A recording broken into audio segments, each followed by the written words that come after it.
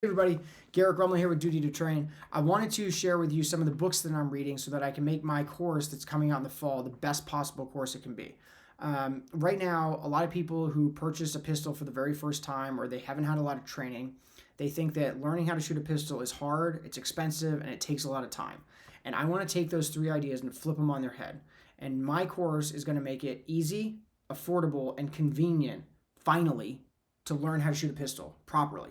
And in order to make it the best program that I can, I want to make sure I have as many cool tips and tricks as possible in my program so that people really, this information really sinks in. And it sinks in lots of different ways with lots of different analogies and lots of different examples because you never know what's going to kind of sink in with each person. And my hope is that millions of people will watch this.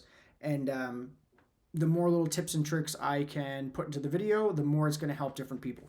So quick little analogy, and this is kind of what I'm looking for, but in order to, I'm reading this book, Practical Pistol Reloaded by Ben Stoeger, and he's talking about the importance of having good contact between your support hand, your firing hand, and the pistol, right?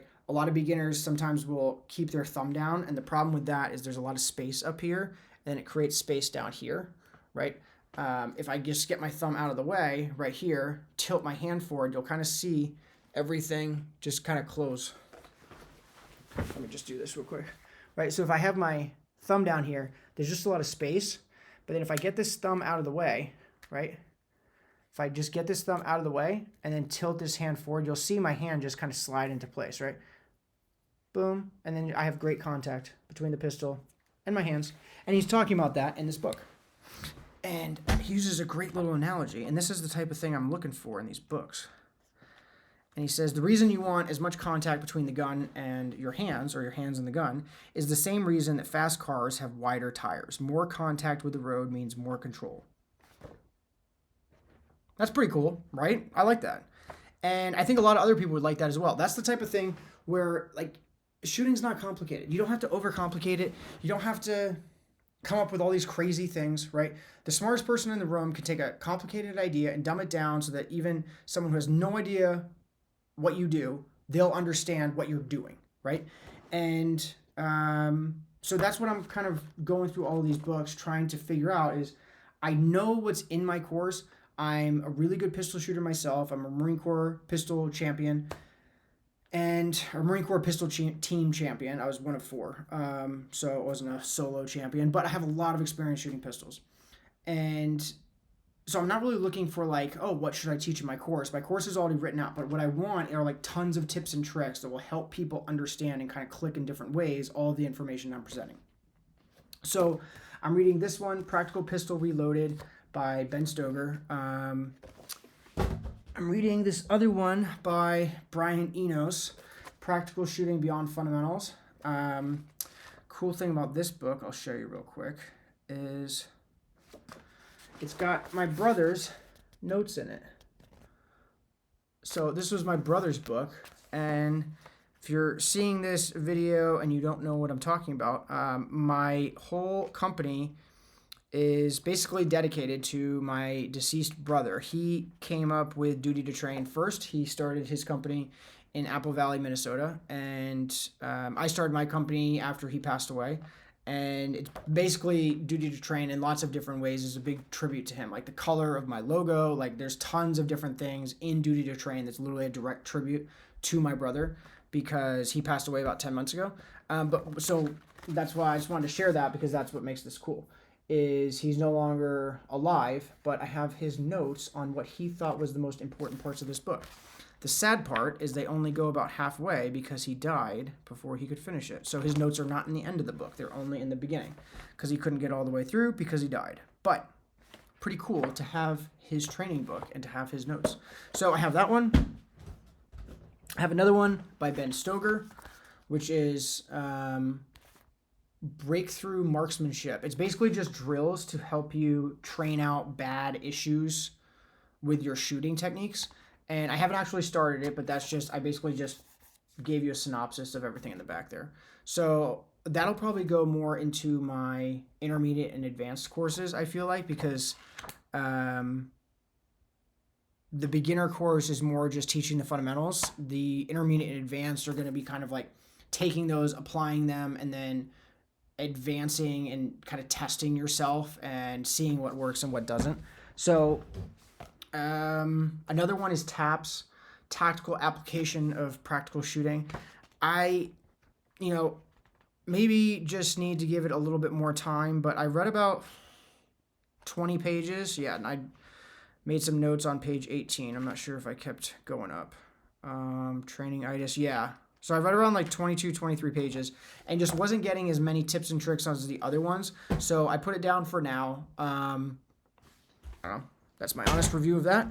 I also have, TAPS is by Patrick McNamara. So he was a 22 years in the United States Army and a myriad of special operation units.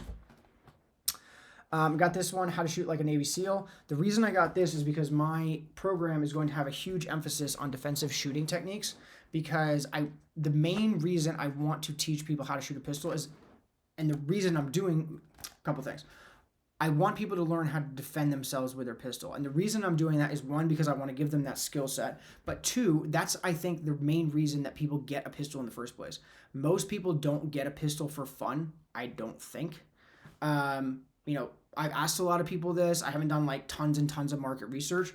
But the vast majority of people who have a gun in their house, you ask them why they have it, they'll say to defend their family, right? Like in case someone breaks in, because most people who own a pistol, they don't shoot very often. So they didn't buy the pistol to go shoot, because if they did, then ranges would be way more popular. And they are popular, but they're usually popular with the same like 100 people, right? You usually see a lot of the same people going to ranges. And so a lot of people who own a pistol don't own or don't like shoot very often, because they got it, for a defensive shooting situation.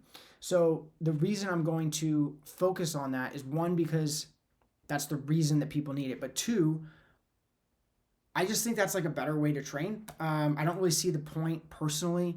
There's lots of shooters out there who spend their whole life trying to be as accurate as possible. Like that's like their whole goal, and that's totally cool. But that's like 0.0001% of the population. And so the reason I got this book is because, since my course is going to have such a strong emphasis on defensive shooting techniques, this is called Combat Marksmanship Fundamentals: How to Shoot Like the World's Most Elite Warriors from Their Leading Instructor. And I thought that this would be like a really cool way. Like, I haven't even started it, but Grip holds the title as King of Consistency.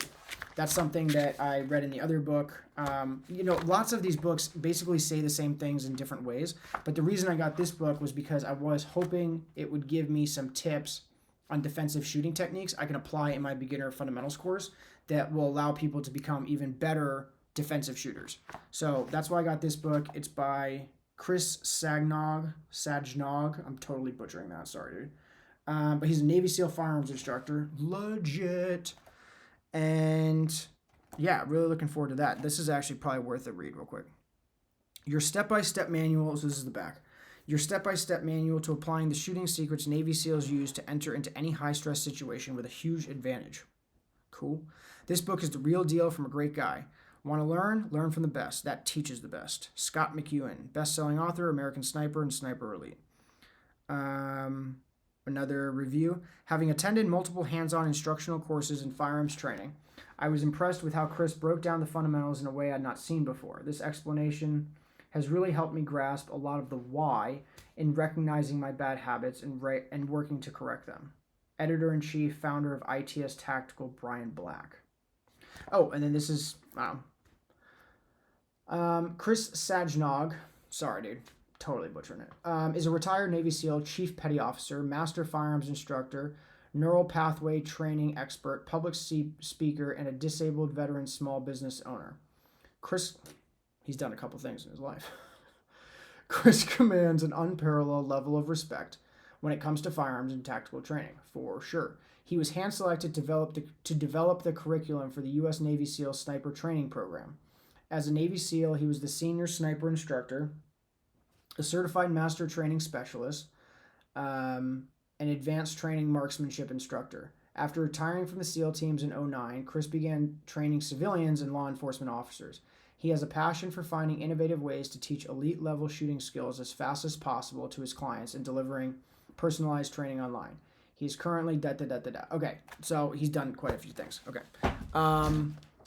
Crazy. And then this one, which is like, holy cow, dude. Stay in the fight. Woo! Warrior's Guide to the Combat Pistol. This one got really good reviews. So, I feel like, so I'm literally just opening up this now. I did feel like this was going to be more towards my intermediate and advanced courses. My beginner course is not going to have any emphasis on concealed carry, just because I want to most people don't conceal carry. Even people who have their concealed carry license, a lot of them don't conceal carry. So the main reason people purchase a gun is to defend themselves in their home. And so that's going to be the emphasis of course number 1. The one thing that I'll say to people, and I might put this in the video, if you do carry a lot, you can just do the beginner course from concealed carry and then just practice your draw over and over again. I'm just not going to be teaching the aspects of a proper draw in that course. I'm going to save that for the intermediate and advanced courses. But yeah, this has like lots of cool, different ways about how to do stuff.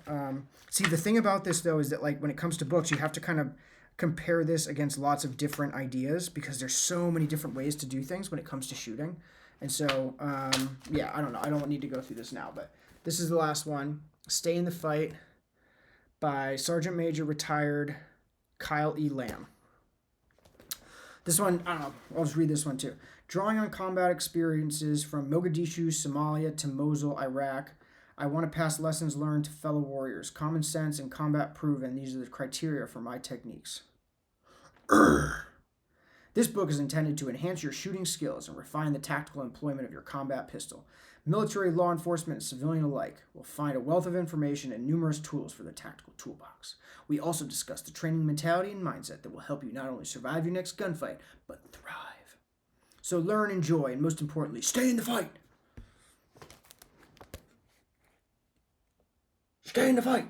So, I didn't just make that up. Aggressive and offensive. My mission is to teach you aggressive techniques that will keep you operating on the offense. We will push you beyond your current capabilities. If you are willing to keep an open mind, you will take away valuable warrior skills that may be used the next time you step into the street.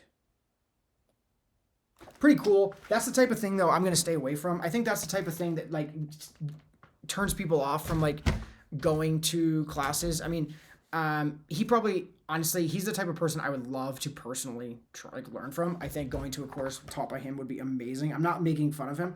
The reason I was kind of reading it like that is just because when it comes to my company, I'm going to do like basically the exact opposite. When he says things like aggressive and offensive, right? Say you're a 75-year-old woman, right? And I don't know, maybe your husband recently passed away. You want to get a gun because you don't feel comfortable.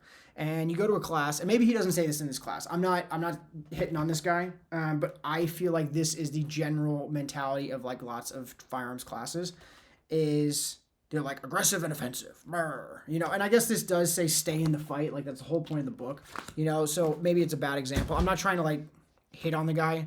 There's definitely like place for that. But my whole point of creating this company is that I want to create a place where people can come and train and feel comfortable and totally relaxed. That's why I wear these shirts. I've said that in a couple other videos, but that's why I wear these goofy shirts, right? Because you look at this book, right? Who's going to pick up this book if they're like a 75-year-old lady and they're trying to learn how to shoot a pistol? But if you see me on a book, right? And I'm like, let's shoot pistols. I don't know. Maybe I wouldn't do that, but I bet you they'd probably... They'd buy me over this guy, right? If you're like the average shooter who doesn't know as much, right? But this is the type of book that I would buy. Like this looks sick to me. I'm like, oh, this is totally my thing. But that's because I already know pistols and I'm very comfortable with them. So reading something that's intense and aggressive is totally fine. I have no problem with that. But I just don't think the vast majority of shooters feel that way. So anyway, those are the books that I'm reading and trying to just go through and learn as much as I can to create the best possible course, that I'm able to. So those are my books. Let's see, 15 minutes. I gotta start making these shorter. I don't know, whatever. Yeah, I'm gonna try to start making these 10 minutes. I feel like 10 minutes is a sweet spot. Nobody's probably gotten to this point anyway. If you've gotten to this spot, Props to you. Thank you. You're improving my YouTube algorithms. Now you're probably going to turn me off because you're like, shut up, dude, just end the video. But anyway, so it's actually really late right now. It's like 12:30 a.m. So I just thought I'd stay up and do one more. So anyway, until next time, stay safe, live free. Check out one of these books if you want, or just go on YouTube because there's a wealth of information on YouTube, or just keep following me and you'll be good to go. Stay safe, live free, and I'll talk to you later. See ya.